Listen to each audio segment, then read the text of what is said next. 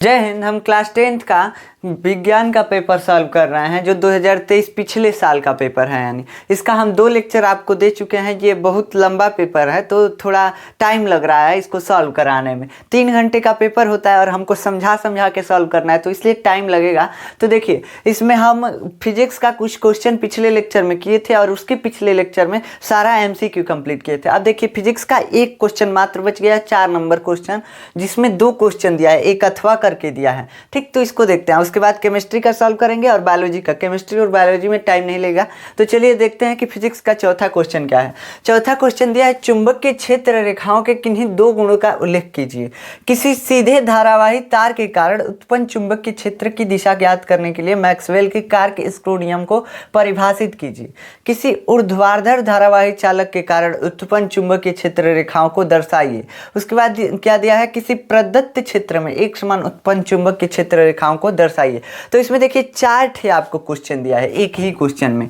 तो ये इसका नंबर भी वैसा ही होगा जितना बड़ा क्वेश्चन है। 6 नंबर का आता है लगभग ये क्वेश्चन। ठीक, तो देखिए ये बहुत ध्यान से देखिएगा। बोला है चुंबकीय क्षेत्र रेखाओं के किन्हीं 2 गुणों का उल्लेख कीजिए। तो आपकी स्क्रीन पे आ रहा होगा, हम बता रहे हैं चुंबकीय क्षेत्र रेखाओं के कई गुण हम बता दे रहे हैं। मान लीजिए एक चुंबक है, क्या है, चुंबक है, और ये है नॉर्थ पोल, ये है साउथ पोल। ठीक, ये है उत्तरी ध्रुव, ये है दक्षिणी ध्रुव। चुंबक में 2 ध्रुव होते हैं, एक उत्तरी ध्रुव एक दक्षिणी ध्रुव। ठीक, अब क्या होता है, चुंबकीय क्षेत्र रेखाएं हमेशा नॉर्थ से निकलकर साउथ की ओर ऐसे जाती हैं। मतलब ऐसे चुंबक के नॉर्थ पोल से निकलकर साउथ पोल की ओर जाती हैं, उत्तरी ध्रुव से दक्षिणी ध्रुव की ओर जाती हैं, कर्व बनाती हुई। कर्व मतलब समझते हैं ना, टेढ़ा टाइप में, मतलब गोल अर्ध गोले टाइप में कर्व बनाती हुई जाती हैं, वक्र बनाती हुई जाती हैं, वक्र बोलते हैं इसको हिंदी में।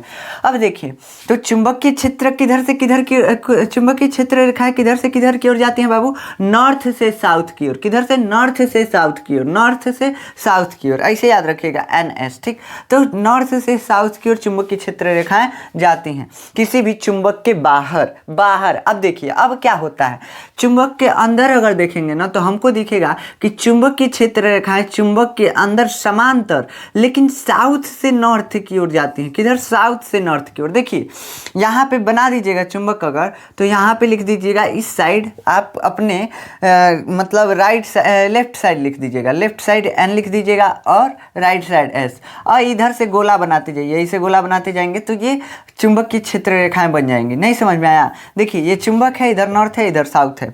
चुंबकीय क्षेत्र रेखाएं बाहर से कहाँ से निकलती है, नॉर्थ से, यानी उत्तरी ध्रुव से निकलकर दक्षिणी ध्रुव पर समाप्त होती हैं। उत्तरी ध्रुव से निकलकर दक्षिणी ध्रुव पर समाप्त होती हैं, ऐसे निकलती हैं। अब अंदर, चुंबक के अंदर साउथ से नॉर्थ की ओर उल्टा, और चुंबक के अंदर समांतर होती हैं एक दूसरे के। समांतर मतलब समझते हैं ना, बीच की दूरी उनके बराबर होती है, तो समांतर होती हैं चुंबक के अंदर, और चुंबक के बाहर वक्र बनाती हुई होती हैं। लेकिन किधर से निकलती हैं, नॉर्थ से साउथ की ओर। चुंबक के अंदर साउथ से नॉर्थ की ओर निकलते हैं। ठीक, तो ये समझ में आ गया। अब देखिए, चुंबकीय क्षेत्र रेखाओं की जो संख्या होती है सबसे ज्यादा ध्रुवों पर होती है। कैसे ध्रुवों पर, देखिए हम बता रहे हैं आपको कैसे ध्रुवों पर सबसे ज्यादा होती है। मान लीजिए एक चुंबक है, क्या है, एक चुंबक है। ठीक, इसका ये नॉर्थ पोल है, ये साउथ पोल है। अगर इधर चुंबकीय क्षेत्र रेखाएं बनाएंगे तो इसमें चुंबकीय क्षेत्र रेखाएं अनंत होती हैं किसी भी चुंबक में। और निकालना कहाँ से है बाबू, नॉर्थ से निकाल के साउथ में ले जाना है, नॉर्थ से निकाल के साउथ में ले जाना है, नॉर्थ से निकाल के साउथ में ले जाना है। ऐसे करते करते अनंत बनाना है, अनंत। अब बताइए, अब आपको कहाँ ज्यादा रेखा दिख रहा है, रेखा ज्यादा कहाँ दिख रहा है आपको, दिख रहा है ना ध्रुव पे।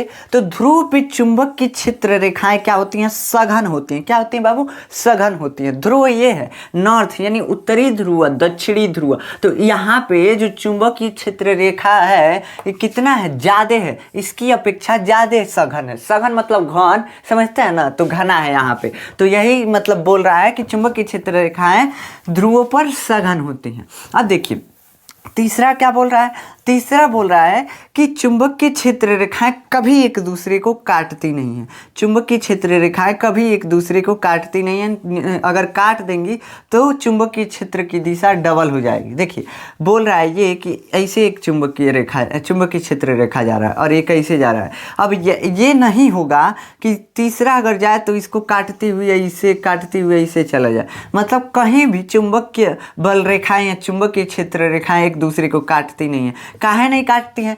काहे से कि चुंबकीय बल रेखाओं की या चुंबकीय क्षेत्र रेखाओं की स्पर्श रेखा द्वारा हम चुंबकीय क्षेत्र की दिशा ज्ञात करते हैं। अभी आप पढ़े होंगे फिजिक्स में तो जानते होंगे कैसे ज्ञात करते हैं। तो बस यहाँ पे हम क्वेश्चन समझा रहे हैं, तो बस समझिए कि कभी भी एक दूसरे को काटती नहीं है। क्या नहीं करती हैं? काटती नहीं है चुंबकीय बल रेखा या चुंबकीय क्षेत्र रेखा। कभी भी बनाइएगा चुंबकीय बल रेखा या क्षेत्र रेखा तो कैसे बनाएंगे? नॉर्थ से साउथ की ओर, नॉर्थ से इसे तीर लगा देंगे साउथ की ओर, और चुंबक के अंदर साउथ से नॉर्थ की ओर, ठीक ऐसे ऐसे क्लॉकवाइज घुमा दीजिएगा तो ये होगा। इधर से भी निकलेगी तो ऐसे ही निकलेगी, ठीक। अब देखिए अब क्या होगा, ये काटेगी नहीं एक दूसरे को, ये एक दूसरे को कहीं भी काटती नहीं है, तो काटते हुए कहीं भी मत बनाइएगा। हो गया।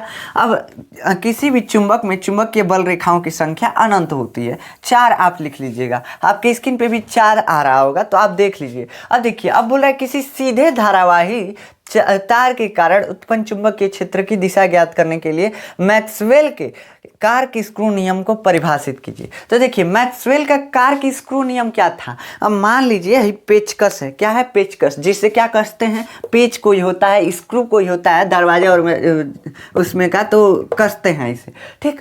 तो इसका नियम क्या होता है? इसका नियम ये होता है कि अगर किसी पेचकस को हम पकड़े, ठीक, पकड़े ऐसे और उसके बाद इसको स्क्रू पे लगाए तो वो जो नोक होता है पेचकस का, उधर अगर धारा बह रहा हो, मान लीजिए कोई यही तार है, समझ रहे हैं ना, इसमें किधर से किधर की ओर करंट बह रहा है, करंट किधर से किधर जा रहा है, यहाँ से मान लीजिए आपके पोल से आया है तो यहाँ से ऐसे जा रहा है आपके घर में, ठीक, आपके घर में विद्युत धारा जा रहा है। तो अगर हम इस यहाँ पे पेचकस लगाएं, ऐसे घुमाएं क्लॉकवाइज इनर स्क्रू कसाता है, तो ऐसे घुमाएं तो इस तार में चुंबकीय क्षेत्र की दिशा किधर होगी? इधर से ऐसे होगी, ऐसे, ठीक। और धारा किधर प्रभावित होगी? जिधर इस पेचकस का नोक है, उधर करके पेचकस को अगर घुमाएं ऐसे तो क्या होगा? जिधर ये पेचकस घूमेगा, क्लॉकवाइज घूम रहा है ना, तो ऐसे घूमेगा तो क्या होगा? यही चुंबकीय बल रेखाओं की दिशा हो जाएगी। मतलब कि अगर कोई तार है यहाँ पे, ठीक, ये तार है कोई, इसमें करंट ऐसे बह रहा है, इसको ऐसे पेचकस लगा के, पेचकस मान लीजिए कि एक पेचकस लिए, हमको चुंबकीय क्षेत्र रेखा की दिशा पता करनी है यहाँ पे, तो हम कैसे पता करेंगे? यहाँ पे एगो पेचकस लेंगे, उसका नोक किधर करेंगे? नोक जिधर धारा बह रहा होगा उधर ये उसका नोकिया कर देंगे, किधर? ऐसे, ठीक। अब इसको क्लॉकवाइज दिशा में घुमाएंगे, क्लॉकवाइज मतलब जिधर घड़ी की सुई घूमती है ऐसे ही ना घूमती है, ऐसे घुमाएंगे तो ऐसे घूमने से कैसे बन रहा है? ऐसे घूमने से हमारा अंगूठा किधर जा रहा है? यहाँ से यहाँ जा रहा है, तो जिधर अंगूठा जाता है वही चुंबकीय क्षेत्र की रेखाएं को दर्शाता है, मतलब चुंबकीय क्षेत्र रेखा की दिशा को दर्शाता है। तो इसका कैसे बनेगा? ऐसे बनेगा, ठीक, ऐसे। और ये इस पे ऐसे तीर लगा दीजिएगा, कैसे कि घूम रहा है, कैसे? ऐसे घूम रहा है, ठीक। तो ये चुंबकीय बल रेखाओं की दिशा को दर्शा सकते हैं, ठीक।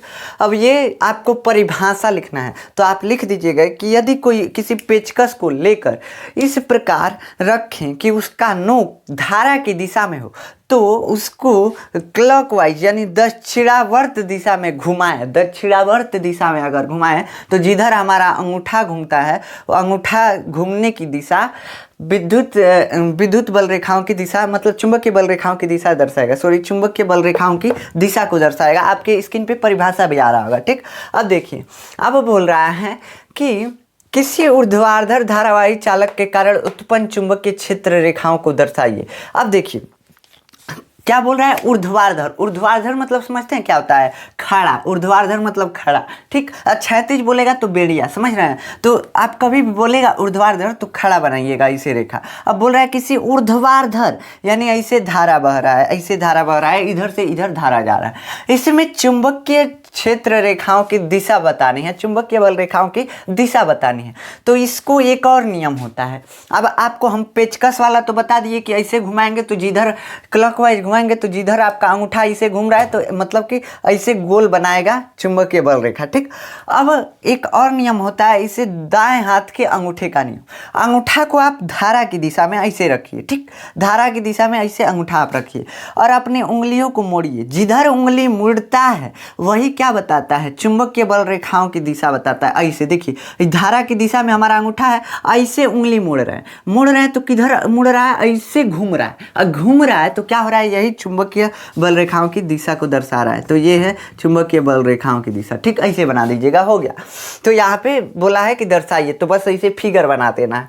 उसके बाद देखिए, किसी प्रदत्त क्षेत्र में एक समान उत्पन्न चुंबकीय क्षेत्र रेखाओं को दर्शाइए। अब आप कंफ्यूज आ गए होंगे कि प्रदत्त क्षेत्र क्या होता है। प्रदत्त क्षेत्र मतलब जो दिया हुआ क्षेत्र है, कॉपी का सरफेस है, सेम वही है, ठीक। तो प्रदत्त क्षेत्र मतलब होता है दिया हुआ क्षेत्र, तो उसमें एक समान उत्पन्न चुंबकीय बल रेखाओं को दर्शाइए।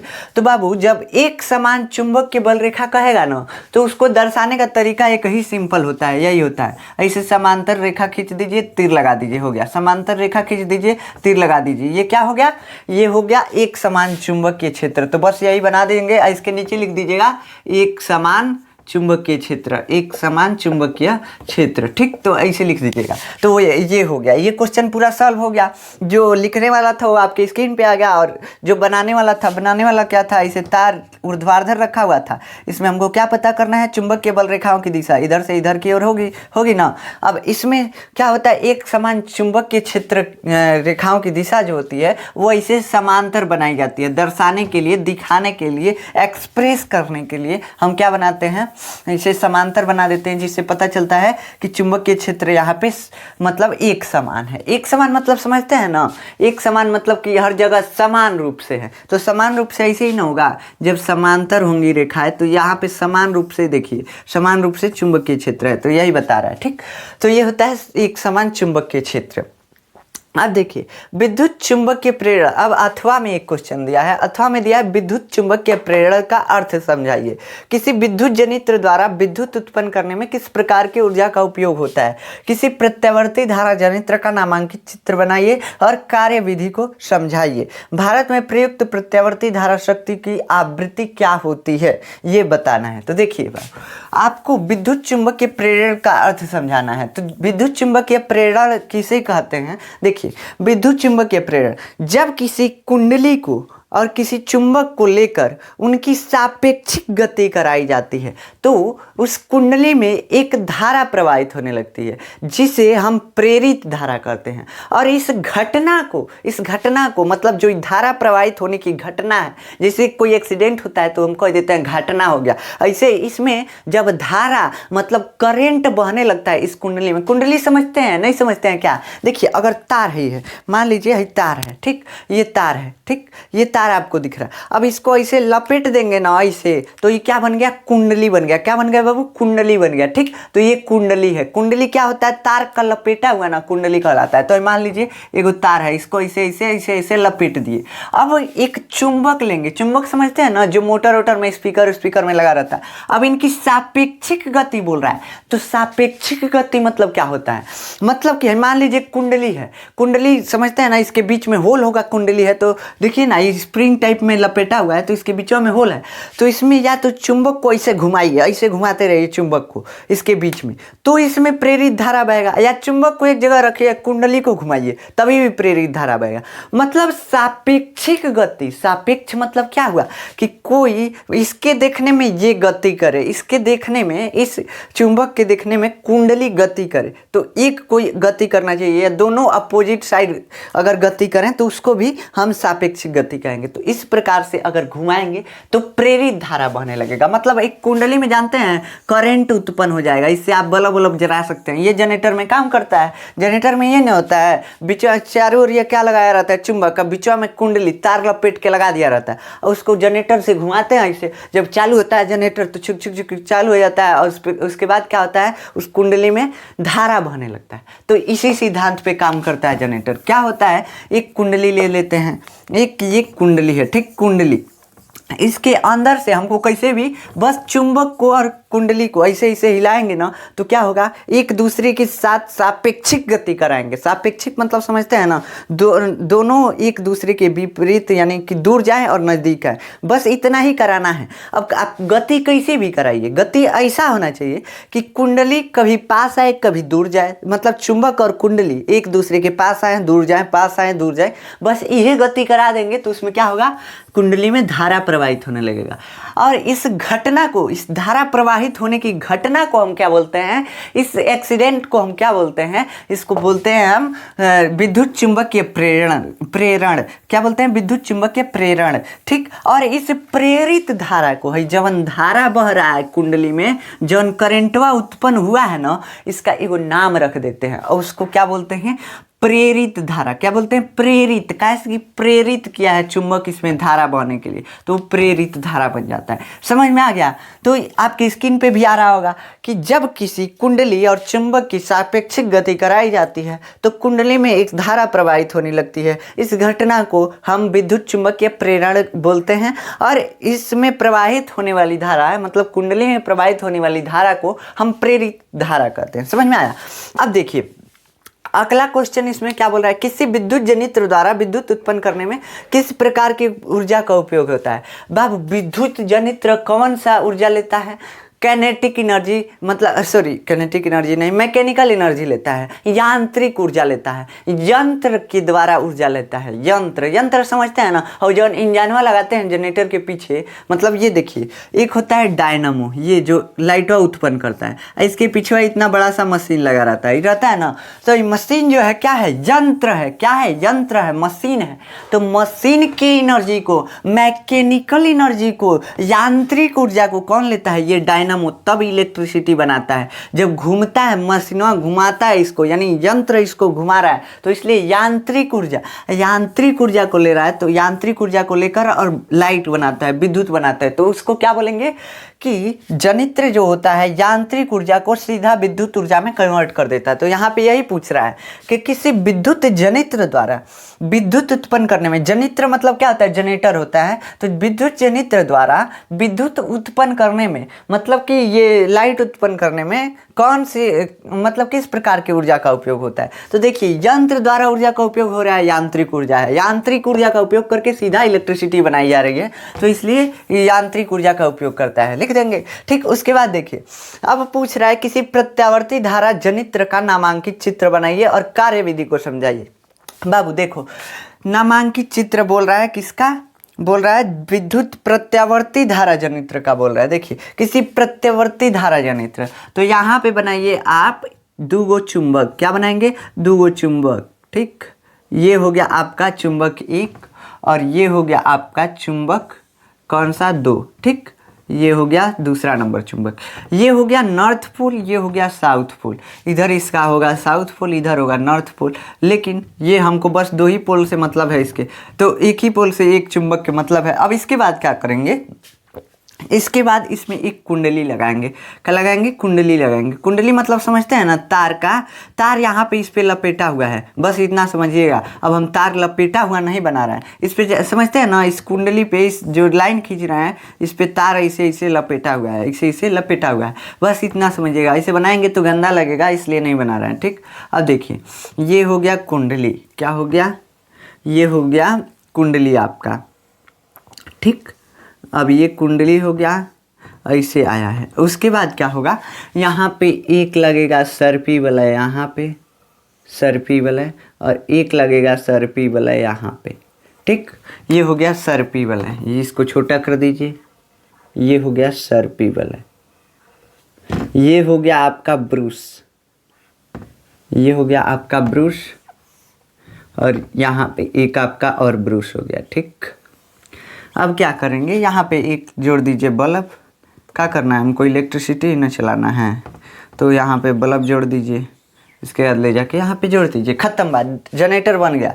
बस इतना ही जनरेटर में बनाना होता है। ठीक, अब क्या करना है, इसके बीच से ऐसे काल्पनिक एक रेखा खींच दीजिए। रॉड है बिचवा का, समझते हैं ना, बिचवा में जो जनरेटर के बिचवा में रॉड होता है वही है। अभी कुंडली है, क्वाइल, जिसको क्वाइल बोलते हैं ना जनरेटर में, वही है कुंडली। क्या है? क्वाइल है, जिस पे तारवा लपेटा हुआ होता है वही है। ठीक, अब क्या होता है, इसको, इस कुंडली को आप मान लीजिए ABCD। ठीक, अब इसके कार्य विधि को समझाइए बोला है। ये कैसे घूमेगा? देखिए, ये घूमेगा ऐसे, ऐसे घूमेगा। इसमें प्रेरित धारा किधर बहेगी? ऐसे बहेगी। किससे निकालेंगे? फ्लेमिंग के दाएं हाथ के नियम से, फ्लेमिंग के दक्षिण हस्त नियम से निकालेंगे। ठीक, धारा की दिशा। अब कैसे निकालते हैं आप जानते होंगे, ऐसे बनाते हैं 90 डिग्री पे, आप जानते होंगे ना, तो इसे 90 डिग्री पे बना के और निकाल लीजिएगा। अब देखिए, इसमें प्रेरित धारा की दिशा ऐसे होगी। ठीक, अब क्या होगा, अब इसमें समझाना पड़ेगा कि ये काम कैसे करता है। तो देखिए, बोल दीजिएगा, किसी चुंबकीय क्षेत्र में जब कुंडली ABC को रखा जाता है और उस पे उसको घुमाया जाता है, ABCD को रखा जाता है और उसको घुमाया जाता है, तो उसमें प्रेरित धारा D से A की ओर प्रवाहित होने लगती है। ठीक, D से A की ओर प्रवाहित होने लगती है। जब किसी कुंडली को किसी चुंबकीय क्षेत्र में रखकर और घुमाया जाता है तो उसमें प्रेरित धारा D से A की ओर प्रवाहित होने लगती है। ठीक, अब उसके बाद जब कुंडली किस स्थिति में आता है? ऊर्ध्वाधर स्थिति में, यानी AD ऊपर की ओर आ जाता है। नहीं समझ रहे हैं? है, मानिए कि ये गत्ती रखे हैं। देखिए, मानिए, रुकिए दिखा रहे हैं आपको। ये मान लीजिए कि ऐसे इस कुंडली को रखें, चौकोर कुंडली है ना, कुंडली चौकोर है, तो इसको ऐसे रखें। अब इसको जब ये घूमेगा, ऐसे ऐसे इसको घूमना है, ऐसे ऐसे रोटेट होना है। कैसे कैसे? ऐसे रोटेट होना है। ठीक, तो देखिए क्या हुआ, जब कुंडली घूमती है, क्या बोलेंगे कि जब किसी कुंडली को, माना कुंडली ABC को किसी चुंबकीय क्षेत्र में रखकर घुमाते हैं तो प्रेरित धारा बहने लगती है, जिसे फ्लेमिंग के दाएं हाथ के नियम से निकाला जा सकता है। उसके बाद क्या लिखेंगे कि उसके बाद फ्लेमिंग के दाएं हाथ से निकाला जा सकता है। जो धारा प्रेरित होती है वो सर्पी वलय से होती हुई ब्रुश द्वारा परिपथ में प्रवाहित होती है। अब इसके बाद क्या लिखेंगे, जब कुंडली अर्ध घूर्णन कर लेती है, अर्ध घूर्णन मतलब ऐसे है, आधा घूमी, ऐसे घूम गई, ऐसे घूम गई कुंडली। तो जब इतना पे घूमती है तो बबुआ देखो, इधर क्या था, ये कहाँ है, यहाँ पे देखिए, ये है A, ये है D, ये है ये है D, मतलब कि ये कुंडली ABCD है ना, ABCD, तो यहाँ पे है ये, यहाँ पे है D। अब जब E अर्ध घूर्णन कर लेगी, आधा घूम जाएगी, तो A और D कहाँ आ जाएगा? ऊपर आ जाएगा, ऊपर आ जाएगा। कहाँ पे आ जाएगा? ऊपर। और कैसे धारा बह रहा था? D से A की ओर ऐसे बह रहा था, ऐसे बह रहा था, लेकिन यहाँ से अब धारा की दिशा चेंज हो जाएगी, चेंज हो जाएगी। जब आप फ्लेमिंग के फिर दाएं हाथ का नियम लगाएंगे तो A और D यहाँ पे आ जाएगा, लेकिन धारा ऐसे ही बहेगा, तो चेंज हो जाएगा। मतलब धारा किधर बह रहा था?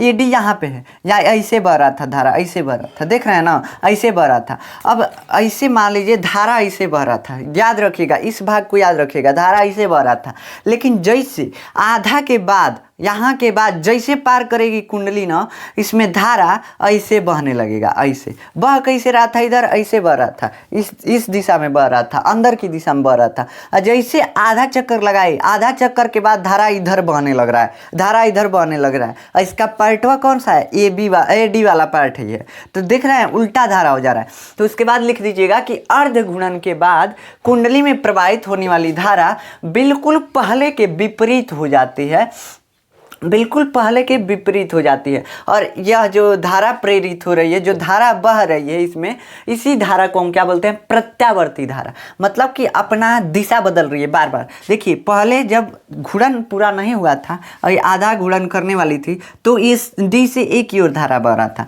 जैसे अर्ध घूर्णन हुआ, जैसे अर्ध घूर्णन हुआ, अर्ध घूर्णन के बाद अब A से D की ओर बहने लगेगी। मान लीजिए कि ये क्या किया, आधा चक्कर ऐसे घूम गया, आधा चक्कर इस D से A की ओर बह रहा है। अब आधा चक्कर घूमेगा तो A यहाँ पे आ जाएगा। कहाँ पे A आ जाएगा? देखिए, A यहाँ पे आ जाएगा, आधा चक्कर घूमने के बाद A यहाँ पे आ जाएगा और D यहाँ पे आ जाएगा। लेकिन धारा ऐसे ही बहेगा। धारा कैसे बहेगा? ऐसे ही ना बहेगा। फ्लेमिंग के दाएं हाथ के नियम से निकालेंगे तो ये ऐसे ही बहेगा। तो ऐसे बहेगा तो देखिए, पहले बह रहा था D से A की ओर, अब बह रहा है A से D की ओर। तो यही बोल रहा है, ठीक। तो जब धारा अपनी दिशा बदल लेती है तो उसको प्रत्यावर्ती धारा कहते हैं।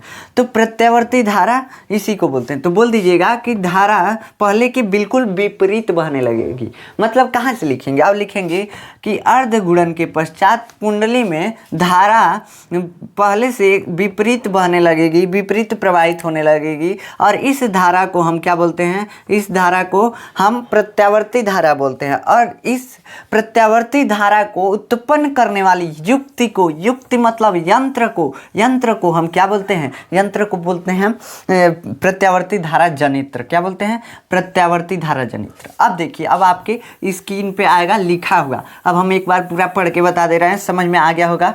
अब देखिए लिखा होगा कि जब किसी कुंडली ABCD को किसी चुंबक के क्षेत्र में रखकर घुमाया जाता है तो उसमें एक धारा प्रवाहित होने लगती है, जिसको फ्लेमिंग के दाएं हाथ द्वारा निकाला जाता है, दाएं हाथ के नियम द्वारा निकाला जाता है। उसके बाद जब कुंडली, सुनिए, उसके बाद क्या हुआ? उसके बाद उसमें धारा बहने लगती है। कुंडली में चूंकि ज़्यादा फेरे हैं, मतलब कई तार के फेरे लगाए हुए हैं, कई कुंडली बनाई गई हैं, जिसके वजह से धारा जो है प्रबल हो जाती है। ये नहीं लिखेंगे तो भी चलेगा। देखिए कहाँ से लिखेंगे आप?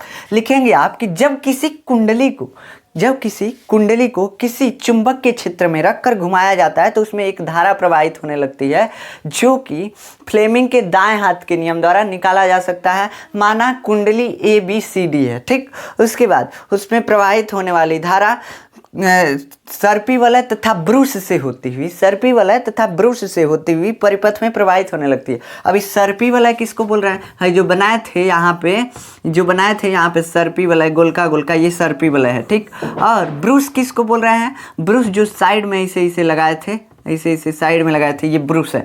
तो सर्पी वलय तथा ब्रूस से होते हुए परिपथ में प्रवाहित हो रही है। उसके बाद क्या बोल रहा है? उसके बाद जब कुंडली अर्ध गुणन कर लेती है, अर्ध गुणन के पश्चात कुंडली में प्रवाहित होने वाली धारा पहले के विपरीत हो जाती है, पहले के ठीक विपरीत हो जाती है। इसके बाद क्या लिखेंगे कि ठीक विपरीत हो जाती है।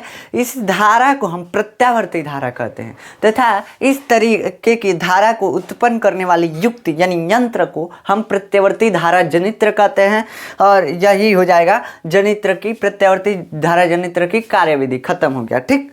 अब देखिए बोला है नामांकित चित्र बनाइए और कार्यविधि को समझाइए। भारत में प्रयुक्त प्रत्यावर्ती धारा शक्ति की आवृत्ति क्या होती है? बाबू, भारत में जो प्रत्यावर्ती धारा की आवृत्ति होती है वो होती है 50 हर्ट्ज। क्या होती है? 50 हर्ट्ज। ये क्या होता है 50 हर्ट्ज?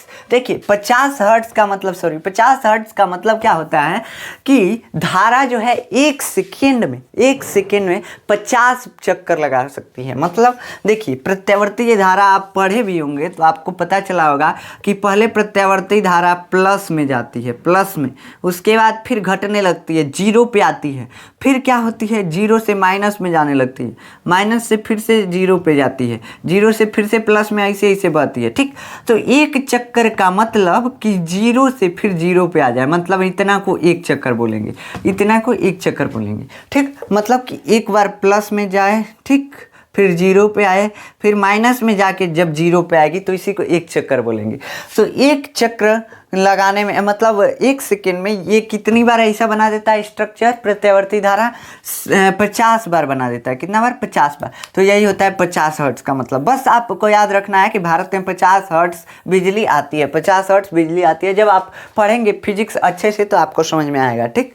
अब देखिए, अब केमिस्ट्री का क्वेश्चन है। केमिस्ट्री का क्वेश्चन दिया है, निम्न को संतुलित कीजिए। अभिक्रिया दे दिया, बोल दिया संतुलित करो। बाबू संतुलित करना मतलब होता क्या है? देखो संतुलित करना मतलब होता है, मान लीजिए कि 2 किलो क्या लिए, 2 किलो चीनी ले लिए, 2 किलो चीनी ले लिए, ठीक।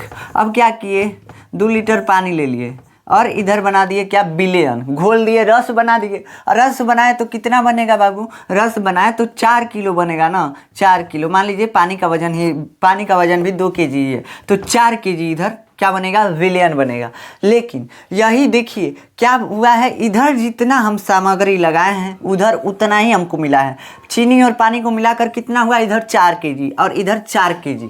तो ये 4 kg दोनों तरफ है, एक बैलेंस है। अगर हम इधर लिख देते कि नहीं हमको मिला कितना 2 kg, तो ये अनबैलेंस हो जाता है, इसको फिर से 2 से गुणा करना पड़ता है, ठीक। तो ये बैलेंस होता, तो इसी को बैलेंस करना बोलते हैं। मतलब कि उत्पाद की और प्रोडक्ट की मात्रा जो है सेम हो। मतलब कि देखिए जो लगा रहे हैं अभिकारक मतलब जो पानी है, पानी और चीनी जो लगाए हैं, ठीक, इसकी मात्रा इधर रस में हमको क्या मिलनी चाहिए, बराबर मिलनी चाहिए।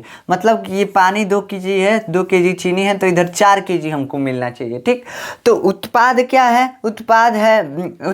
है, सॉरी देखिए ये क्या है, अभिकारक पानी है और चीनी है। उत्पाद क्या है, रस है। मतलब कि प्रोडक्ट हमको क्या मिला है, रस मिला है।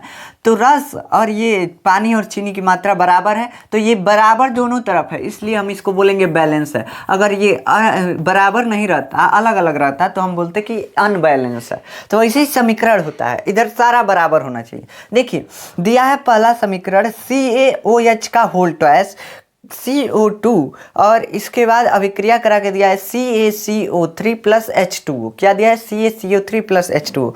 तब मिला ये कि जितना इधर कौनो पदार्थ है उतना इधर है कि नहीं है, बस इतना ही हमको मिलाना है और वही अभिक्रिया बैलेंस करना है। तो ये अभिक्रिया आपको बैलेंस दिख रही होगी। कैसे, देखिए जितना इधर कैल्शियम है, Ca जितना है उतना ही इधर है। एक इधर कैल्शियम है और कोई कैल्शियम दिख रहा है, नहीं दिख रहा है, तो इधर भी एक ही कैल्शियम है और कोई इधर भी कैल्शियम नहीं, ठीक। OH का होल ट्वाइस यानी O 2 ठे है, H 2 ठे है, O 2 ठे यहाँ पे और H 2 ठे, ठीक। और यहाँ पे भी O 2 ठे, तो 2 और 2 4। देखिए ये OH का होल ट्वाइस का मतलब होता है कि देखिए OH का होल ट्वाइस को हम लिख सकते हैं O2H2 लिख सकते हैं, ठीक। तो O2H2, तो ये 2 हो गया। यहाँ पे देखिए ये 2 हो गया ऑक्सीजन और ये 2 हो गया ऑक्सीजन इधर कितना हो गया, 4, इधर भी 4 होना चाहिए। तो 3 गो ऑक्सीजन यहाँ O3 लिखा है, तो 3 गो ऑक्सीजन यहाँ, 1 गो ऑक्सीजन यहाँ, 4, ठीक है, बैलेंस है। हाइड्रोजन यहाँ पे 2 ठे, यहाँ पे हाइड्रोजन 2 ठे और कोई नहीं ना, ठीक है, बैलेंस है। कार्बन भी यहाँ पे 1 ठे है, यहाँ पे भी 1 ठे, यानी ये अभिक्रिया जो है बैलेंस है, ठीक। तो आप ऐसे ही इसको लिख देंगे। उसके बाद दूसरा अभिक्रिया आपको दिया है बैलेंस करने के लिए, ये बैलेंस नहीं दिया है, इसको बैलेंस करना है। देखिए इसमें कैसे इसको बैलेंस करेंगे, इसको बैलेंस करने के लिए CH4, इसमें C कार्बन है और H हाइड्रोजन है। तो देखिए इधर जितना कार्बन है उतना है का इधर, तो देखिए कार्बन इधर 1 है और कोई कार्बन दिख रहा है, नहीं दिख रहा है, इधर भी कार्बन 1 है, ठीक है, ये कार्बन बैलेंस है। H4 और कोई हाइड्रोजन नहीं है, मतलब हाइड्रोजन 4 ठे, इधर कितना है, हाइड्रोजन 2 ठे। तो इधर क्या कीजिए, 2 से गुणा कर दीजिए, 2 से गुणा करेंगे तो 2 दूना 4, हाइड्रोजन का हो गया 4 गो हो गया, तो 4 ठे हाइड्रोजन हो गया, इधर भी 4 ठे हाइड्रोजन, बैलेंस हो गया। अब इधर क्या करना है, ऑक्सीजन इधर 2 ठे है, इधर 2 ठे है और एक 3 ठे, तो मतलब कि इधर कम है, इधर 3 है। तो इसको कैसे गुणा करेंगे कि 4 हो जाए। इधर देखिए 2 1 3 सॉरी, यहाँ पे 2 से गुणा किए तो क्या हो गया, 2 से गुणा किए तो हाइड्रोजन भी 4 हो गया और 2 1 2 ऑक्सीजन भी 2 हो गया इधर। देखिए जब मान लीजिए कोई तत्व है, मान लीजिए कि H2O है ना, अगर इसके आगे 2 से गुणा कर देंगे तो दोनों के संख्या में 2 से गुणा हो जाएगा, मतलब कि H4 हो जाएगा, H4 और O2 यानी यहाँ पे कुछ नहीं है, 1 है तो 2 1 2 H2, ठीक, ऐसे गुणा करते हैं। तो यहाँ पे गुणा किए तो इसका मतलब कि हाइड्रोजन 4 को हो गया और ऑक्सीजन कितना हो गया, 2 ठे हो गया। ऐसे ही यहाँ पे देखिए तो ऑक्सीजन 2 और 2 4, यहाँ पे हो गया 2 और 2 4 ऑक्सीजन, यहाँ पे 2 ये ठे, तो इधर भी 2 से गुणा कर देंगे तो क्या हो जाएगा, ऑक्सीजन 4। अब देखिए जो इक्वेशन है वो बैलेंस हो गया ना, मतलब देखिए जितना इधर है उतना इधर है। कार्बन इधर कितना है, 1 है, इधर भी 1 है, हाइड्रोजन 4 है, 2 दूना 4 हाइड्रोजन है, ठीक है। इसके बाद ऑक्सीजन 4 है, इधर 2 दूना 4 ऑक्सीजन, इधर भी कितना है, 2 और 2 4 ऑक्सीजन, ठीक। तो ये बैलेंस हो गया। अब दूसरा क्वेश्चन केमिस्ट्री में बोल रहा है कि Fe + CuSO4 = FeSO4 + Cu, यानी कि जब आयरन और कॉपर सल्फेट को अभिक्रिया अभिक्रिया कराया जाता है तो इसमें आयरन सल्फेट और कॉपर मिलता है। इसमें अभिकारक और उत्पाद का नाम बताइए। तो बाबू देखो, इसमें अभिकारक क्या होता है? जौन अभिक्रिया में भाग लेता है, जो मतलब देखिए, है चीनी पानी अभी लिए थे ना हम, तो चीनी और पानी अभिक्रिया करा रहा था, चीनी पानी अभिक्रिया करा रहा था, और रस जौन बन रहा था बाबू, रस, ये क्या है? उत्पाद है। ये क्या है? उत्पाद है, प्रोडक्ट है। प्रोडक्ट हमको क्या मिला है? तो देखिए, जो मिला के बनाए हैं उसको क्या बोलेंगे? अभिकारक। जो मिला के बनाए हैं अभिकारक, और जो हमको मिला है मिलाने से, वो क्या है? उत्पाद है। तो इधर देखिए, इस इक्वेशन में, इस अभिक्रिया में क्या है? इस समीकरण में क्या है? Fe और CuSO4, ये क्या है? अभिकारक है। अब इसको जब मिलाए हैं, मिक्स किए हैं, अभिक्रिया कराए हैं, तो हमको क्या मिला है? आयरन सल्फेट और कॉपर। ठीक, तो ये क्या है? ये अभिकारक है, अभिक्रिया में भाग ले रहा है। इसको मिलाए हैं, खबड़े हैं, तब मिला हमको FeSO4 + Cu, यानी कि क्या? आयरन सल्फेट और कॉपर। ठीक, तो अभिकारक और उत्पाद का नाम पूछ रहा है, इसको पूछ नहीं रहा है कौन अभिकारक उत्पाद है, बस नाम पूछ रहा है। तो देखिए, अभिकारक का नाम क्या हो जाएगा? अभिकारक। ठीक, अभिकारक लिख के तीर दे के लिख देंगे Fe, मतलब आयरन यानी लोहा। क्या लिख देंगे? लोहा या आयरन, IRON। ठीक, आयरन। उसके बाद कॉपर सल्फेट, ये जो है अभिकारक दूसरा है, यहाँ पे 2 अभिकारक। ठीक, लिख दीजिएगा। दूसरा अभिकारक क्या है? Copper sulphate. कॉपर सल्फेट क्या है? Copper sulphate. ठीक, अब इसके बाद उत्पाद क्या क्या है? कॉपर सल्फेट, इसको बोलते हैं कॉपर सल्फेट। ठीक, तो लोहा है, ये कॉपर सल्फेट है। उत्पाद हमको क्या मिला है? उत्पाद में मिला है, उत्पाद, पहला उत्पाद हमको क्या मिला है? पहला उत्पाद हमको मिला है FeSO4, इसको बोलते हैं आयरन सल्फाइड। क्या बोलते हैं? Iron sulphate, sorry, iron sulphate बोलते हैं। क्या बोलते हैं? Iron sulphate. ठीक, क्या बोलते हैं? Sulphate, iron sulphate plus copper. क्या बोलते हैं? कॉपर। ठीक, यहाँ पे देखिए, कॉपर सल्फेट को अगर अभिक्रिया कराएंगे आयरन के साथ तो क्या बनेगा? Iron sulphate plus copper. ठीक, तो इसमें क्या बना है? आयरन सल्फेट प्लस कॉपर में अभिकारक और उत्पाद का नाम बताइए। तो अभिकारक का नाम हो गया लोहा और कॉपर सल्फेट, और उत्पाद क्या बना है? आयरन सल्फेट और कॉपर। ठीक, खत्म। अब दूसरा इसमें और क्वेश्चन दिया है, ऊष्मीय अपघटन अभिक्रिया का समीकरण दीजिए। ऊष्मीय अपघटन अभिक्रिया, बाबू अपघटन मतलब क्या होता है? अपघटन मतलब किसी भी चीज, कोई भी चीज हो ना, तोड़ दीजिए। कोई भी चीज दिया जाए आपको, तोड़ दीजिए। ऊष्मीय अपघटन मतलब गर्म करके तोड़ा, गर्म करके। ठीक, तो उसको क्या? गर्म करके जब तोड़ेंगे तो क्या होगा? अपघटन होगा, टूटना होगा। तो टूटना, जब गर्म करके तोड़ा जाता है तो क्या टूटता है? आप जानते हैं ना, पानी को गर्म करते हैं तो इवेपोरेट हो जाता है, मतलब कि क्या होता है? वाष्पीकृत हो जाता है, वाष्प बन जाता है, ऑक्सीजन और हाइड्रोजन में टूट जाता है। तो आप लिख दीजिएगा पहला समीकरण, H2O इज इक्वल टू क्या बनेगा? H2 + O2। ठीक, ये जब हीट का ये सिंबल है, हीट देंगे तो ठीक, तो ये ऊष्मीय अपघटन अभिक्रिया है। अब इहो नहीं समझ में आए तो क्या लिखेंगे बाबू? अब इहो नहीं समझ में आए तो CaOH का होल ट्वाइस, ये क्या है? ये क्या है? कैल्शियम हाइड्रोक्साइड, चूना, बुझा हुआ चूना। और उसके बाद क्या करेंगे? Calcium hydroxide. अब इसको जब गर्म करते हैं तो हमको क्या मिलता है? CaO + H2O। ठीक, तो ये मिल गया हमको। तो इसको भी जब गर्म करेंगे तब ये डेल्टा जो त्रिभुज टाइप का हम बना रहे हैं ना, ये हीट का सिंबल है कि हम इसको गर्म कर रहे हैं, हम इसको गर्म कर रहे हैं। हम केमिस्ट्री में आगे जला के नहीं लिखेंगे, तो गर्म करने का इस सिंबल बनाते हैं कि हम इसको गर्म कर रहे हैं। ठीक, तो ये हो गया क्या? आपका ऊष्मीय अपघटन अभिक्रिया। आप चाहे तो स्क्रीनशॉट ले सकते हैं स्किप करके। अब देखिए आगे क्वेश्चन आपका क्या दिया है केमिस्ट्री में, ये चलिए देखते हैं। देखिए आपकी स्क्रीन पे क्वेश्चन आ रहा होगा, आप लिखेंगे नहीं। देखिए दिया है, निम्नलिखित यौगिकों का IUPAC नाम लिखिए। तो ये यौगिक आपको दिया है CH, यहाँ पे देखिए आपको यौगिक भी दिख रहा होगा CC111CH। ठीक, तो ये दिया है। अब आपको नाम लिखने का, IUPAC नाम लिखने का तरीका मालूम होना चाहिए। पहले तो ये कि कार्बन के लिए हम लगाते क्या है? ये क्या है? ये एक हाइड्रोकार्बन है, हाइड्रोजन और कार्बन जुड़ा हुआ है, इसलिए हाइड्रोकार्बन है। ठीक, तो देखिए जब किसी यौगिक में, ये एक यौगिक है, पूरा एक यौगिक है। ठीक, क्या है, एक यौगिक है। तो देखिए जिस यौगिक में कार्बन की संख्या एक होती है, सी की संख्या, कार्बन की संख्या एक हो तो उसके लिए क्या लगाते हैं, मेथ। कार्बन की संख्या अगर 2 हो तो क्या लगाते हैं, एथ। क्या लगाते हैं, एथ। उसके बाद कार्बन की संख्या अगर 3 हो तो लगाते हैं प्रोप। उसके बाद क्या लगाते हैं, कार्बन की संख्या 4 हो तो ब्यूट, 5 हो पेंट, 6 हो हेक्स, 7 हो हेप्ट, 8 हो ऑक्ट लगाते हैं, 9 हो नॉन और 10 हो तो डेक। आपके स्क्रीन पे इसका पूरा चार्ट भी आ रहा होगा। तो देखिए इस यौगिक में आप पहले गिनिए क गो कार्बन है, वैसे ही हम नाम लगाएंगे। क गो कार्बन है बाबू, देखो 1 2 3, क गो कार्बन दिख रहा है, 1 2 3, 1 2 3, एगो इस यौगिक में 3 ठे कार्बन दिख रहा है, ठीक। अब देखिए इसका नाम क्या है, इस 3 कार्बन का नाम हम क्या लिखते हैं, देखिए चार्ट में दिख रहा होगा आपको, प्रोप। क्या लिखते हैं बाबू, प्रोप। क्या लिखते हैं, प्रोप। देखिए ऐसे लिखेंगे प्रोप, ठीक। अब उसके बाद क्या लिखेंगे, अब इसके बाद हम बॉन्ड देखते हैं, किधर से इसका गिनती करना पड़ता है, गिनती करना पड़ता है कार्बन का। देखिए जिधर से ट्रिपल बॉन्ड, डबल बॉन्ड या कोई मतलब क्रियात्मक समूह दिखे, वहाँ से हम गिनती करना चालू करते हैं।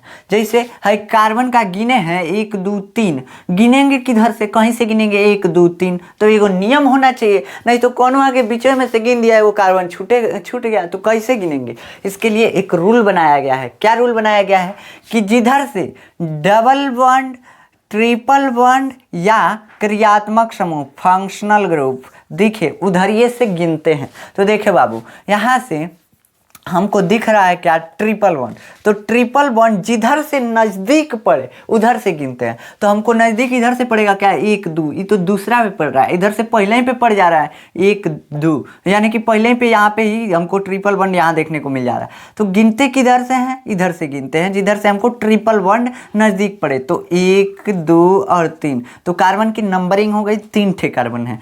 अब कहाँ पे, किस स्थान पे ट्रिपल बॉन्ड है, पहले पे है तो यहाँ पे 1 लिखेंगे, ठीक। अब ट्रिपल बॉन्ड के लिए हम क्या लगाते हैं, ट्रिपल बॉन्ड के लिए हम लगाते हैं आइन। क्या लगाते हैं, हम आपको पिछले लेक्चर में ही बताए थे कि सिंगल बॉन्ड होगा तो एन लगाएंगे, डबल बॉन्ड होगा तो इन लगाएंगे, ट्रिपल बॉन्ड होगा तो आइन लगाएंगे। देखिए single bond ane, single bond के लिए एन, डबल बॉन्ड के लिए क्या लगाएंगे, इन। क्या लगाएंगे, इन। ट्रिपल बॉन्ड हो तो आइन। क्या लगाएंगे, आइन, ठीक। तो ये शब्द याद रखिएगा, जहाँ single bond ane, double bond ene, triple bond yne. अब देखिए यहाँ पे हम कार्बन की संख्या के लिए क्या लिखे हैं, प्रोप, मतलब 3 गो कार्बन है, 1 2 3 गो, तो 3 गो कार्बन के लिए क्या लिखा था है, प्रोप। चार्ट में दिख रहा होगा आपको, प्रोप लिखा जाता है। अब इसमें प्रोप लिख दिए। ट्रिपल बॉन्ड किस स्थान पे है, पहले स्थान पे, फर्स्ट लिख दिए, ठीक। उसके बाद हमको बॉन्ड नेम लिखना है। यहाँ पे क्या है, ट्रिपल बॉन्ड है, ट्रिपल बॉन्ड के लिए क्या लिखेंगे, आइन, यानी प्रोप 1 आइन, प्रोप 1 आइन। अब देखिए बाबू क्या लिख दिए, प्रोप 1 आइन, ये आपका नाम हो गया। लेकिन देखिए अब इसमें एक और सुधार क्या करना है, प्रोप 1 आइन, 1 यहाँ पे नहीं लिखते हैं। अगर यहाँ पे 2 रहता ना, इस 1 की जगह पे हमको 2 अगर नज़र आ जाता तो हम लिख देते प्रोप 2 आइन। लेकिन जब 1 रहता है कहीं भी ना तो वहाँ पे 1 नहीं लगाते हैं, 1 नहीं लगाते हैं, 1 को छोड़ देते हैं। तो वहाँ पे 1 को छोड़ेंगे तो क्या होगा, अब इसको जोड़ के लिख दीजिए, जोड़ के लिख दीजिए। संधि विच्छेद पढ़े हैं तो ऐसे जोड़ के लिख दीजिए, प्रोप आइन का आ का मात्रा बस लगा दीजिए, आ का है ना तो आ का मात्रा लगा दीजिए, प्रोपाइन। क्या हो गया, प्रोपाइन, प्रोपाइन, ये नाम बन गया इसका, तो ये हो गया प्रोपाइन इसका नाम, ठीक। तो इसे लिखा जाता है नाम, IUPAC नाम। अब कहेंगे आप सिंगल बॉन्ड का नाम एन काहे नहीं लिखे हैं, तो बाबू जो दिखता है बॉन्ड ज़्यादा, मतलब बड़ा वाला बॉन्ड, उसी का नाम लिखते हैं। जैसे मान लीजिए किसी में दिख गया डबल ट्रिपल तो दोनों का लिखेंगे, डबल ट्रिपल दोनों का लिखेंगे। लेकिन अगर डबल ट्रिपल के अलावा सिंगल बॉन्ड है तो सिंगल बॉन्ड का नहीं लिखते हैं, ठीक। अगर अकेले सिंगल बॉन्ड रहे तब उसका नाम लिखेंगे एन। जैसे अगर मान लीजिए यहाँ पे सारे में सिंगल बॉन्ड रहता है तो लिख देते प्रोपेन, प्रोप एन। अगर यहाँ पे ट्रिपल आ गया तो बस ट्रिपल को वरीयता देते हैं, मतलब जैसे आपको कहीं प्रतिष्ठा मिल रहा है, कहीं सम्मान मिल रहा है तो जाते हैं तो कहते हैं अब बैठो बैठो, तो ये क्या है, सम्मान है। वैसे ही यहाँ पे क्या है, ट्रिपल बॉन्ड को सम्मान दिया जाता है। इसको घर का आदमी है कभी भी आएगा तो अकेले आएगा तभी इसको सम्मान दिया जाएगा, किसको, सिंगल बॉन्ड को। तो सिंगल बॉन्ड को सम्मान नहीं दिया जाता है, ठीक, मतलब वरीयता नहीं दिया जाता है। जब ट्रिपल बॉन्ड या डबल बॉन्ड आ जाए तो, ठीक। तो ये जब डबल बॉन्ड या ट्रिपल बॉन्ड आ जाए तो सिंगल बॉन्ड का नाम नहीं लिखते हैं, डबल और ट्रिपल बॉन्ड का नाम लिखते हैं। अब देखिए, अब यहाँ पे ये पहला नाम तो हो गया प्रोपाइन। अब दूसरा नाम क्या है? दूसरा नाम, इसमें कार्बन की संख्या गिनिए। कार्बन का संख्या 1 2 3 4, 4 ठे कार्बन है ना। अब गिनती किधर से करेंगे? 4 ठे कार्बन है, पहले इसका नाम लिख लीजिए। पहले इसका नाम क्या होगा 4 के लिए? मेथ, एथ, प्रोप, ब्यूट। क्या लिखेंगे? ब्यूट। क्या लिखेंगे? ब्यूट, ठीक, ब्यूट। अभी किस नंबर पे है? 1 नंबर पे है, 1, ठीक, 1 नंबर पे है। क्या ये क्या है? ये क्या है बाबू? ये है कौन सा ग्रुप? फंक्शनल ग्रुप है। क्या है? ये फंक्शनल ग्रुप है, यानी क्रियात्मक समूह है। तो इसके लिए क्या लिखेंगे? इसके लिए लिखेंगे अल। क्या लिखते हैं? अल लिखते हैं। तो देखिए, अभी पहले हम 1 नहीं लिखेंगे, क्या लिखेंगे? ब्यूट हो गया। अब इसके बाद फंक्शनल ग्रुप का नाम लिखते हैं, लेकिन पहले बॉन्ड नेम लिखना है। बॉन्ड नेम क्या है? देखिए, सिंगल बॉन्ड है मतलब एन लगेगा, ब्यूट प्लस एन। क्या है? But plus ane. और उसके बाद ये क्या है? Functional group. फंक्शनल ग्रुप मतलब क्रियात्मक समूह। ये किस नंबर पे है बाबू? 1 नंबर पे, 1 नंबर पे। और उसके बाद क्या इसका नाम होता है? हिंदी में अल लिखते हैं इसको, तो अल लिख दीजिए। क्या लिख देंगे? अल। अब इसको पूरा मिला के लिखेंगे तो क्या मिलेगा हमको? ब्यूट, ब्यूट एन। ए का मात्रा बस इस पे का लगा देते हैं, एन। और उसके बाद 1 अल लिखेंगे क्या? नहीं, कैसे कि 1 छोड़ देते हैं बाबू, तो क्या लिखेंगे? अल। क्या लिखेंगे? अल। तो ब्यूटेनल, ब्यूटेनल, बस नल लिखेंगे, मतलब ब्यूटेन। अल नहीं लिखेंगे, ल बस लिखेंगे इसमें का लास्ट अक्षर। तो ब्यूटेनल। क्या हो गया? ब्यूटेनल, ठीक। तो ये हो गया ब्यूटेनल आपका नाम, इसका मतलब आपका नहीं, इसका नाम हो गया, ठीक। तो ये हो गया आपका IUPAC नाम। अब आगे चलिए, आगे देखते हैं कि आगे क्या दिया है। आगे आपको क्वेश्चन दिया है, निम्नलिखित पर टिप्पणी लिखिए। आपके स्क्रीन पे भी आ रहा होगा, निम्नलिखित पर टिप्पणी लिखिए, संतृप्त एवं असंतृप्त हाइड्रोकार्बन। तो बाबू देखो, अभी हम आपको बताएं हाइड्रोकार्बन किसको बोलते हैं? जिसमें हाइड्रोजन कार्बन हो। अभी मान लीजिए कार्बन कार्बन जोड़ दिए, कार्बन कार्बन जोड़ दिए, हाइड्रोजन लगा दिए, हाइड्रोजन लगा दिए, हाइड्रोजन लगा दिए, तो ये क्या हो गया? हाइड्रोकार्बन हो गया। कहीं भी हाइड्रोजन जोड़ देंगे, यहाँ पे हाइड्रोजन और कार्बन आ गया, तो क्या हो गया? हाइड्रोकार्बन हो गया। तो हाइड्रोकार्बन बोल रहा है कि संतृप्त एवं असंतृप्त हाइड्रोकार्बन। अभी समझ में तो आपको आ गया कि जहाँ हाइड्रोजन आएगा, कार्बन आएगा, वहाँ पे क्या है? हाइड्रोकार्बन है। लेकिन इस संतृप्त और असंतृप्त क्या बोल रहा है? तो देखो, संतृप्त हाइड्रोकार्बन वे हाइड्रोकार्बन होते हैं जिनके बीच सिंगल बॉन्ड होता है। सिंगल बॉन्ड मतलब कि एकल बंध है। मान लो कार्बन है, कार्बन है, इसके बीच कौन सा बॉन्ड है? सिंगल बॉन्ड है। तो ये क्या है? संतृप्त हाइड्रोकार्बन है। इसमें हाइड्रोजन जुड़ा हुआ है, अभी हम दिखा नहीं, ये है हाइड्रोजन, ये है हाइड्रोजन, ये है हाइड्रोजन, यहाँ पे भी हाइड्रोजन, मतलब जोड़ दीजिए आप हाइड्रोजन। लेकिन ये सिंगल बॉन्ड रहना चाहिए, कार्बन और कार्बन के बीच हमेशा एकल बंध रहेगा, तब इसको क्या बोलेंगे? संतृप्त हाइड्रोकार्बन। क्या बोलेंगे? संतृप्त हाइड्रोकार्बन, ठीक। अब देखिए, अब असंतृप्त हाइड्रोकार्बन क्या होता है? ये बहुत सिंपल है, इसमें भी कुछ झमेला नहीं है। बस कार्बन और कार्बन के बीच डबल बॉन्ड डाल दीजिए या कार्बन कार्बन के बीच ट्रिपल बॉन्ड डाल दीजिए, ये हो गया असंतृप्त हाइड्रोकार्बन। मतलब जिसमें सिंगल बॉन्ड, जिस यौगिक में सिंगल बॉन्ड, जिस हाइड्रोकार्बन में सिंगल बॉन्ड रहेगा वो क्या है? संतृप्त है, वो संतृप्त हाइड्रोकार्बन है। देखिए, जिसमें सिंगल बॉन्ड रहेगा वो क्या है? संतृप्त हाइड्रोकार्बन है। और जिसमें डबल या ट्रिपल बॉन्ड हो, जिसमें द्विबंध या त्रिबंध हो, वो क्या है? वो है असंतृप्त हाइड्रोकार्बन। तो ये आपको नजर आ रहा है, ये दोनों क्या है? असंतृप्त हाइड्रोकार्बन है। कैसे कि देखिए, कार्बन कार्बन के बीच डबल बॉन्ड, द्विबंध, 2 गो डंटवा खींचे है ना, तो ये द्विबंध है, ठीक। 2 गो डंटवा है तो द्विबंध, 3 गो डंटा है त्रिबंध, ठीक। तो तीन बंध या द्विबंध वाला, त्रिबंध या द्विबंध वाला जो यौगिक होता है कार्बन का, हाइड्रोकार्बन का, वो क्या कहलाता है? असंतृप्त। क्या बोलते हैं? असंतृप्त, अनसैचुरेटेड हाइड्रोकार्बन। क्या बोलते हैं? अनसैचुरेटेड हाइड्रोकार्बन, ठीक। और जो सिंगल बॉन्ड होता है कार्बन कार्बन के बीच, ये क्या होता है? संतृप्त। क्या होता है बाबू? संतृप्त। ये होता है संतृप्त हाइड्रोकार्बन। समझ में आया? तो ये होता है संतृप्त हाइड्रोकार्बन, यानी सैचुरेटेड हाइड्रोकार्बन। और ये दोनों क्या है? अनसैचुरेटेड हाइड्रोकार्बन है। अब देखिए, संक्षारण क्या होता है? संक्षारण आप जानते हैं, बस लिख दीजिएगा, धातुओं पर ऑक्साइड की परत चढ़ जाना संक्षारण कहलाता है। बस सिंपल है। देखिए, लिखना है संक्षारण, हेडिंग डालिएगा संक्षारण। क्या डालेंगे? संक्षारण। ठीक, मार्कर भी अच्छे से चल नहीं रहा है, देखिए संक्षारण, संक्षारण हेडिंग डाल दिए। अब यहाँ पे लिख देंगे आप, आपको स्क्रीन पे भी लिखा हुआ आ रहा होगा कि संक्षारण क्या होता है। धातुओं पर अम्ल या ऑक्सीजन, धातु अगर अम्ल या ऑक्सीजन आर्द्र आदि के संपर्क में आते हैं, आर्द्र मतलब समझते हैं ना, देखिए जब धातु नमी, क्या नमी, उसके बाद आर्द्रता, आर्द्रता यह भी नमी का एक प्रकार है आर्द्रता। ठीक, आर्द्रता, अम्ल, अम्ल या वायु, आर्द्रता बस लिखिए या नमी बस लिखिए, एक ठो लिखिए, दोनों एक ही होता है। ठीक, तो आर्द्रता, अम्ल या वायु के संपर्क में जब कोई धातु आता है, अब धातु क्या है? लोहा है, सोना है, चांदी है, कॉपर है, सिल्वर है, ये सब क्या है? सिल्वर मतलब चांदी है, तो क्या है? ये सब क्या है? धातु है। तो जब ये सब हवा के संपर्क में आते हैं सब ना, ढेर दिन तक रह जाते हैं, तो क्या हो जाता है? जंग लग जाता है लोहे पे, चांदी पे करिया करिया एगो परत चढ़ जाता है, जिसको ले आएंगे सुनार के पास तो ब्रश से रगड़ के छुड़ाता है, कई गो केमिकल डाल के। ठीक, उसमें इतना भयानक भाप निकलता है, देखे होंगे ना। तो वो क्या होता है? जो काला काला रंग का परत होता है वो क्या है? संक्षारण हो गया है,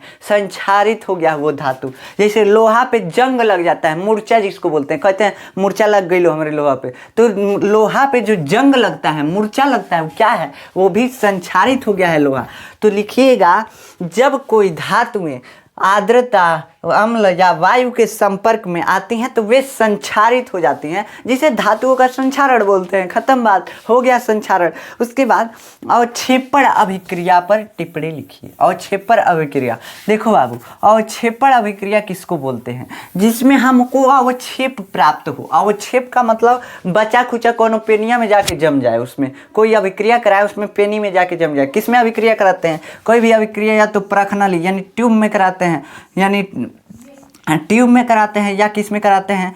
इसमें कराते हैं, बीकर में कराते हैं। अब मान लीजिए चीनी पानी डाले और चिनिया में मिला दिया था बालू, दुकानदार मिला दिया था बालू, थोड़ा बेईमान था। अब क्या हुआ? अब मान लीजिए इसमें पानी उनी डाल दिए और चिनिया घोले तो इसमें क्या बन गया? बालू वालू आ गया। और कुछ देर रख दिए तो इसमें बलुइया नीचवा बैठ जाएगा। ये नीचवा जो बलुइया बैठा है क्या है? अवक्षेप है। क्या है? अवक्षेप है। क्या है बाबू? अवक्षेप है, इसी को बोलते हैं अवक्षेप। अब बोल रहा है अवक्षेपण अभिक्रिया पर टिप्पणी लिखिए, तो लिख दीजिएगा जब किसी अभिक्रिया में पेंदी में किसी मतलब बर्तन के, जिस बर्तन में अभिक्रिया कराई जाती है उसके पेंदी पे अगर अवक्षेप के रूप में कोई पदार्थ इकट्ठा हो जाए तो उसे अवक्षेपण अभिक्रिया कहते हैं। इसका एक उदाहरण अभी हम लिखवाए हैं आपको, अभी हम दिखाए थे। Fe+CuSO4 इज इक्वल टू क्या बना था? FeSO4+Cu यानी कापर। तो ये बना था और कापर अवक्षेप के रूप में ऐसे दिखा दीजिएगा। हाइड्रिया का मतलब जाके नीचवा बैठ गया है कापर, मतलब कापर जाके बैठ गया है। ठीक, तो अभिक्रिया करा है। मान लीजिए कि भी कर लेंगे, इसमें क्या डालेंगे? लोहा का चूर डाल दीजिए और डाल दीजिए कापर सल्फेट का विलयन। क्या बनेगा? बनेगा लोहा का मतलब लोहा के साथ सल्फेट जाके जुड़ जाएगा और बना देगा आयरन सल्फेट। और कापर जो है ना, तांबा जो है जिसका तरवा बना होता है, वो जाके नीचवा यहाँ पे बैठ जाएगा। बैठ गया तो बैठ जाता है जो पदार्थ, उसको क्या बोलते हैं? अवक्षेप बोलते हैं, अवक्षेप बोलते हैं। तो ये क्या हो गया? अवक्षेपण अभिक्रिया। तो अवक्षेपण अभिक्रिया में लिख दीजिएगा जब कोई अभिक्रिया कराते हैं तो उस, अगर किसी अभिक्रिया में लिखिएगा कि जब किसी अभिक्रिया को कराते हैं तो उस जिस बर्तन में अभिक्रिया कराया जाता है उसमें कोई पदार्थ अवक्षेप के रूप में उसके पेंदी में बैठ जाता है तो उस अभिक्रिया को अवक्षेपण अभिक्रिया कहते हैं। और ये समीकरण लिख दीजिएगा Fe+CuSO4+CuSO4 और क्या लिखेंगे? तीर दे करके लिख देंगे FeSO4+Cu और Cu के लास्ट में इसे तीर का निशान जरूर दीजिएगा, ये अवक्षेप है कापर। ठीक, तो इसको अभिक्रिया को लिख दीजिएगा। अब देखिए आगे क्वेश्चन आपको दिया है प्लास्टर ऑफ पेरिस का गुण तथा दो उपयोग लिखिए। आपके स्क्रीन पे सारा क्वेश्चन आ भी रहा होगा वैसे। तो देखिए plaster of Paris, plaster of Paris का नाम क्या होता है? प्लास्टर ऑफ पेरिस का गुण तथा दो उपयोग लिखिए। बाबू देखो, प्लास्टर ऑफ पेरिस को जब क्या करते हैं, जब प्लास्टर ऑफ पेरिस को, प्लास्टर ऑफ पेरिस का पहले नाम जान लीजिए आप। प्लास्टर ऑफ पेरिस का नाम होता है, क्या होता है? Calcium sulphate hemihydrate. क्या होता है? कैल्शियम सल्फेट हेमीहाइड्रेट, मतलब CaSO4 फोर। और हेमी, हेमी का मतलब क्या होता है? हेमी का मतलब आधा वा, हाफ। हाफ। हाइड्रेट का मतलब क्या होता है? जल, मतलब H2O, मतलब CaSO4 हाफ H2O। यही होता है किसका? प्लास्टर ऑफ पेरिस का सूत्र। अभी प्लास्टर ऑफ पेरिस है क्या, आपको समझ में नहीं आ रहा होगा। तो बाबू जो नहीं, जो वीआईपी घरवा बनता है उसमें क्या होता है? छतों पे लगाए रहते हैं डिजाइन। क्या लगाए रहते हैं? डिजाइन। पंखा का एक गोल का फूल बन जाएगा, कोनो कमल का रहेगा, कोनो गुलाब का। वो जिससे बनता है ना, वो क्या रहता है? पीओपी रहता है। सुने होंगे पीओपी। पीओपी क्या है? प्लास्टर ऑफ पेरिस है। और कई को हाथ उत तोड़ के आया रहता है तो उसके ऊपर, हाथों के ऊपर लपेटा रहता है प्लास्टर, उस पर जो सफेदका लगा होता है ना, सफेदका क्या है? पीओपी है, प्लास्टर ऑफ पेरिस है। ठीक, तो उसी का नाम है प्लास्टर ऑफ पेरिस। और उसका केमिस्ट्री में सूत्र जो होता है यही होता है CaSO4 1/2 H2O, मतलब कैल्शियम सल्फेट हेमीहाइड्रेट। तो इसका सूत्र हो गया ये जो प्लास्टर ऑफ पेरिस है। तो आपको प्लास्टर ऑफ पेरिस का नाम भी याद रखना है। प्लास्टर ऑफ पेरिस का नाम क्या है? CaSO4, नाम अभी बता रहे हैं, CaSO4 1/2 H2O, H2O। तो ये क्या हो गया? Calcium sulphate hemihydrate. Calcium sulphate hemihydrate क्या है? प्लास्टर ऑफ पेरिस का नाम कैल्शियम सल्फेट हेमीहाइड्रेट। देखिए नहीं याद होगा ना तो हेमी को हेमा याद कर लीजिएगा, हेमी को हेमा याद कर लेंगे, याद हो जाएगा। और कैल्शियम सल्फेट तो आपको याद ही रहता है, तो कैल्शियम सल्फेट हेमीहाइड्रेट, तो हेमी को बस हेमा याद कर लेंगे, याद हो जाएगा। तो अब देखिए, अब उसके बाद इसका नाम लिख दीजिएगा कि calcium sulphate hemihydrate plaster of Paris का नाम होता है। इसका गुण बोल रहा है तो इसके गुण में आप लिख दीजिएगा कि जब प्लास्टर ऑफ पेरिस को पानी के साथ अभिक्रिया कराया जाता है, जल के साथ अभिक्रिया कराया जाता है, तो क्या बना लेता है? जिप्सम नामक पदार्थ बना लेता है। अब जिप्सम क्या है? देखिए, plaster of Paris powder form में आता है, पाउडर फॉर्म में आता है। और जब उसको पानी में भिगो के देखे होंगे, छतों पे डिजाइन बनाते हैं सब, प्लास्टर लगाते हैं सब, तो जब पानी में मिलाते हैं तो वो क्या बन जाता है? पानी में मिलाने के बाद पानी को सूख लेता है, देखे होंगे तुरंत ही सूख जाता है, और क्या बना लेता है? जिप्सम। देखिए, जम गया मतलब जिप्सम बन गया, जम गया मतलब जिप्सम बन गया। याद करने का ट्रिक, जम गया मतलब जिप्सम बन गया। तो देखो बाबू, जिप्सम का सूत्र क्या होता है? CaSO4। सेम हुए है, सेम हुए है, बस हेमी के जगह क्या कर दीजिए? 2 लगा दीजिए। मतलब कि देखिए CaSO4 था ना पहलवा, अब यहाँ पे 1/2 था, लेकिन 1/2 की जगह यहाँ पे आप लगा दीजिए 2H2O। बस उसको 1/2 को उलाट दीजिए, हेमी को उलाट के लिख दीजिएगा तो जिप्सम हो जाएगा। जिप्सम मतलब जम गया, जिप्सम मतलब जम गया, तो जिप्सम हो गया।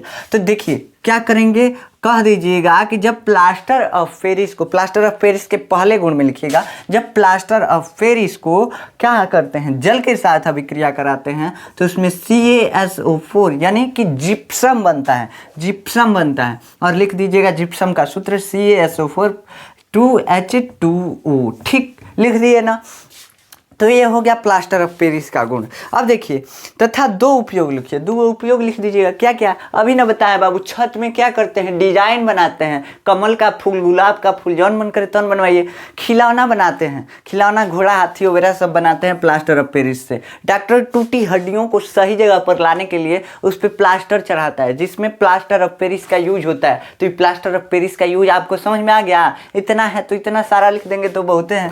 उसके बाद अब देखिए, अब बोल रहा है क्षार और अम्ल से आप क्या समझते हैं? दैनिक जीवन में इसके 2 उपयोग लिखिए। बाबू देखो, क्षार और अम्ल होता क्या है? क्षार और अम्ल, क्षार क्या होता है? जो OH- आयन देता है क्षार कहलाता है। तो क्षार की परिभाषा में क्या लिख देंगे? क्षार, हेडिंग डालिएगा क्षार, और लिख दीजिएगा वे यौगिक जो हमें OH- आयन देते हैं, OH- आयन देते हैं, क्या कहलाते हैं? क्षार कहलाते हैं। क्षार क्या है? वे यौगिक जिसको मतलब अपघटित करने पर OH- आयन देते हैं, जल अपघटन के द्वारा OH- आयन देते हैं। जल अपघटन इसका कराया जाता है KOH का, तो उसमें क्या होता है? सॉरी, इसको गर्म नहीं किया जाता है। देखिए, KOH को क्या किया जाता है? जल अपघटन कराया जाता है, तो OH- आयन देता है, OH आयन निकलता है। इसी को क्या बोलते हैं? कि ये क्षार है। मतलब जो यौगिक जल अपघटन कराने पर OH- आयन देते हैं, क्षार कहलाते हैं। अब देखिए, अब पूछ रहा है अम्ल क्या होता है, तो अम्ल को बताइए। देखिए, अथवा में ये सब क्वेश्चन दिया है, अथवा में, तो अम्ल क्या होता है? अम्ल वे यौगिक है, अम्ल क्या है? अम्ल वे यौगिक हैं जो H+ आयन देते हैं जल में घुलने के बाद। देखिए जैसे HCl को जब क्या करेंगे, जल अपघटन कराएंगे तो हमको मिलेगा क्या मिलेगा हमको? H+ और Cl- आयन मिलेगा। देखिए ये माइनस आयन किसका है? Cl का माइनस आयन है। हमको क्षार बनाने के लिए किसका चाहिए था? OH का चाहिए था। तो ये तो कंप्लीट मालूम हो गया कि क्या है? अम्ल है, मतलब क्षार नहीं है। मतलब इस पे माइनस आयन किस पे है? Cl पे है, OH पे नहीं है, इसलिए क्षार नहीं है। अब H+ आयन मिला है, इसलिए क्या है? ये अम्ल है। तो देखिए जब किसी यौगिक को जल में घोल कर, मान लीजिए जैसे चीनी घोलते हैं ना, वैसे हाइड्रोक्लोरिक अम्ल ले आइए और घोल दीजिए जल में, उसमें क्या मिलेगा? H+ आयन मिल जाएगा, हाइड्रोजन का आयन मिल जाएगा और क्लोरीन का आयन मिल जाएगा। तो H+ आयन है ना, बस इसी से मतलब है हमको, उसको हम क्या बोल देते हैं? अम्ल बोल देते हैं। जब किसी यौगिक को जल में घोलते हैं तो वे जब H+ आयन देते हैं तो उसे क्या बोलते हैं? अम्ल है, खत्म बात। अब दैनिक जीवन में pH के 2 उपयोग लिखिए। pH का 2 उपयोग, देखो pH का दैनिक जीवन में बहुत ज़्यादा उपयोग है। क्या क्या उपयोग है लिख दीजिएगा हेडिंग में, दैनिक जीवन में pH का महत्व। हमारा शरीर, जंतुओं का शरीर जो है 7 से 7.8 pH पर ही कार्य कर सकता है। 7 से 7.8 pH पर ही कार्य कर सकता है। जो भी हमारे शरीर के अंदर पचौनी उचौनी मतलब आंत होता है सब, ये किस पे काम करेंगे? मतलब आंत में तो हाइड्रोक्लोरिक अम्ल होता है। अम्ल के बाद अगर कोई हमारे शरीर के वातावरण का वातावरण के मतलब वातावरण में जो pH का मान है, जो वातावरण में मतलब हमारे चारों तरफ pH का मान कितना होना चाहिए? 7 to 7.8 pH पे होना चाहिए, तभी हमारा शरीर काम करेगा, अन्यथा बैठ जाएगा। जीव जैसे मछली, मेढक वगैरह सारा इसी pH पे काम करते हैं, ठीक। तो जीवों का शरीर लगभग 7 से 7.8 pH पर ही कार्य कर सकता है, अन्यथा वो उनको परेशानी हो सकती है। तो ये हो गया हमारे जीवन में महत्व। और एक और महत्व लिख दीजिएगा कि अम्लीय जब वर्षा होती है तो क्या होता है? सभी जीव मरने लगते हैं। कैसे कि अम्लीय वर्षा का pH जो होता है 5.6 हो जाता है, 5.6 लगभग, ठीक। तो ये हो जाता है अम्लीय वर्षा। अम्लीय वर्षा जब होने लगता है तो सभी जीव मरने लगते हैं। कैसे कि pH का मान कम हो जाता है। अब इसका एक और उपयोग है pH का कि हमारी मिट्टी की जो pH है अगर अच्छे तरीके से नहीं बनी रही तो उसमें फसल उत्पादन में दिक्कत आता है। फसल उत्पादन नहीं होता है, वो भूमि बंजर हो जाती है। उसका pH अगर घट जाए या बढ़ जाए तो सामान्य मान से तो जो भूमि है बंजर हो जाती है। तो दैनिक जीवन में हमारे pH के 2 उपयोग हो गए, ठीक। अब देखिए, अब बोल रहा है बायोलॉजी का क्वेश्चन। तो बायोलॉजी का क्वेश्चन बाबू हम कल कराएंगे नेक्स्ट लेक्चर में, नहीं तो ये वीडियो हो जाएगा बहुत लंबा तो आपको होगी दिक्कत। तो मिलते हैं नेक्स्ट वीडियो में, तब तक के लिए जय हिंद।